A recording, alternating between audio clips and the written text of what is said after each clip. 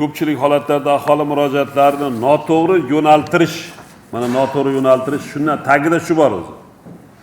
Masalan, bitta masalani mana sepochka qilib, kecha aytdim, chizinglar shuni dedim. Mana qo'lga olib chizdik. Bitta fuqaroning murojaatini chizdikda. Fuqaro Rahmatullayev va Halima Prezident xalq qabulxonasiga davolanish uchun moddiy yordam so'rab murojaat qilgan. Prezident xalq qabulxonasidan viloyat hokimligiga kelib tushgan. Viloyat hokimligidan Yangiyo'l tuman hokimligiga yuborilgan.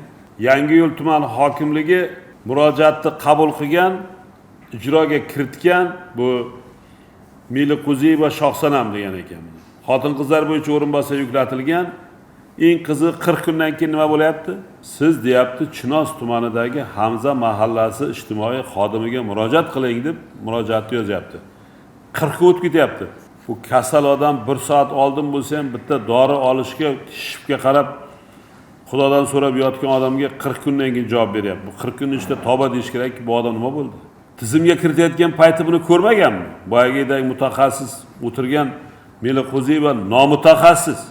Tushunmaydi. Chinozga borgandan keyin ham yotaveradi. Tamom. Natijada kasal odamga yordam berish masalasi ijtimoiy himoyadan ham, hokimiyatdan ham chetdan o'tib, O'zbekiston mahallar uyushmasi Chinoz tuman bo'limi tomonidan ijobiy hal etildi. Fuqaro rozi ekanligini yozib berdi.